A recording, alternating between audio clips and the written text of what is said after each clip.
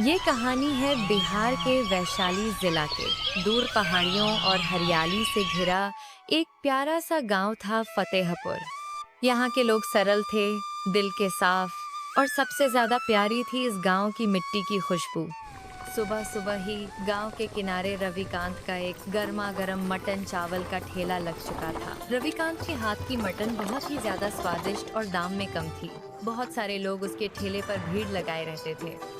रविकांत भैया, आपके हाथ की ये मटन तो बिल्कुल लाजवाब है।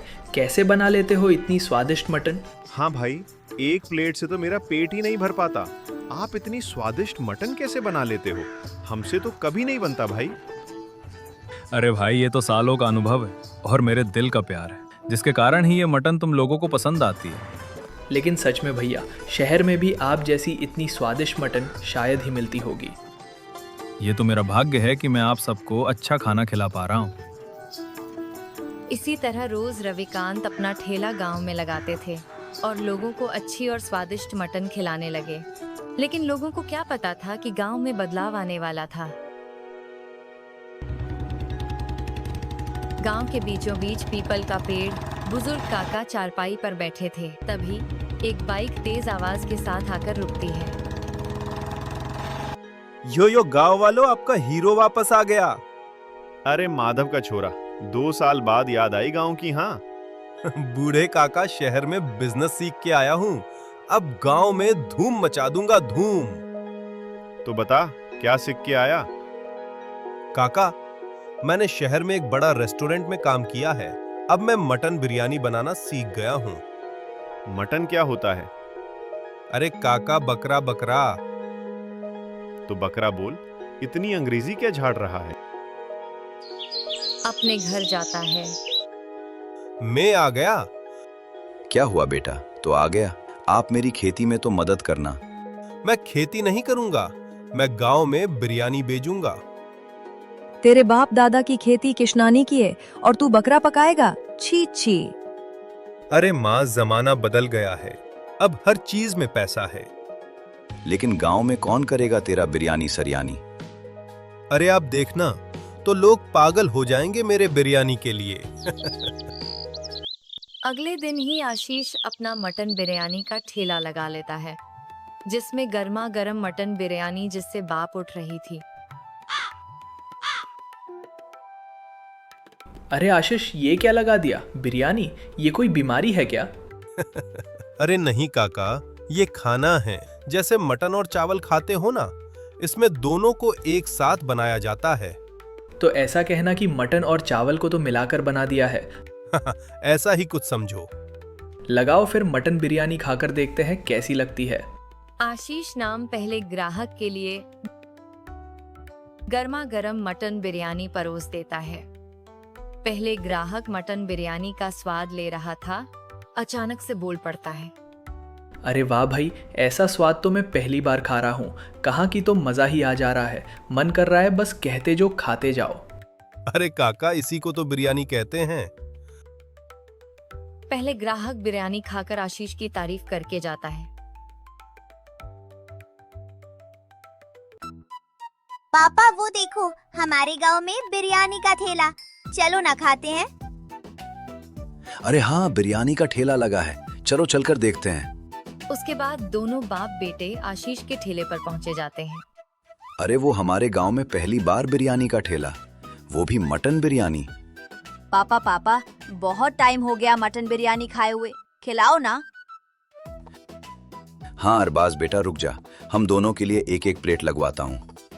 फिर क्या था, अरबाज और उसका पिता दोनों ही मटन बिरयानी खाने लगते हैं। अरे ये तो पूरा शहर जैसा स्वाद है, वही मसाले, वही स्वाद। अरे मैं शहर से तो सीख कर आया हूँ, वही का मसला है, इसलिए वही का स्वाद आ रहा है। उसके बाद गांव का भीड़ लग जाता है कि गांव में नया बिरयानी का ठेला खुला हुआ है। लोगों को इसकी बिरयानी बहुत ही ज्यादा पसंद आ रही थी और पहले दिन ही आशीष की बहुत ही अच्छी कमाई हो जाती है। और वहीं पर आज रविकांत का ठेला कम ग्राहक थे, क्योंकि लोगों ने पहली बार बिरयानी का स्वाद चक्र था, तो उनको बिरयानी बहुत ही ज्यादा पसंद आ रही थी। माँ, पिताजी, देखा, मैंने कहा था ना, मेरी बिरयानी गांव वालों को जरूर पसंद आएगी। पहले दिन ही इतनी अच्छी कमाई हो गई। अरे वाह बेटा, तेरी तो आज बहुत अच्छी कमाई हो गई। सही आगे बढ़ बेटा, लेकिन कभी कुछ गलत काम मत करना। आशीष की इतनी अच्छी कमाई देखकर उसकी माँ पिताजी भी बहुत ही ज्यादा खुश थे। अगले दिन आशीष फिर से अपना ठेला लगा लेता है। अगले दिन भी गर्मा गर्म मटन का ठेला आज उसने लगाया। आज सुबह से ही लोग उसकी बिरयानी खाने आने लगते हैं। लोग कहते, अरे वाह, मजा आ गया, ये तो कमाल का स्वाद है, ऐसी बिरयानी तो कभी नहीं खाई। और बस उसी दिन से कहानी बदल गई। बिरयानी की खुशबू पूरे गांव में फैलने लगी। धीरे धीरे लोग रविकांत का मटन कम और आशीष की बिरयानी ज्यादा खाने लगे। रविकांत का ठेला सूना पड़ गया।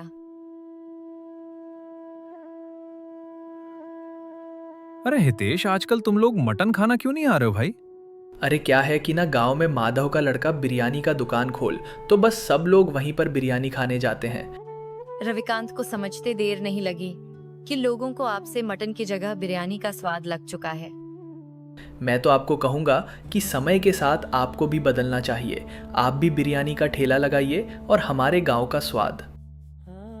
मैं और बिरयानी, ये तो शहर का खाना है, मैं कहाँ से ये बनाने जाऊंगा?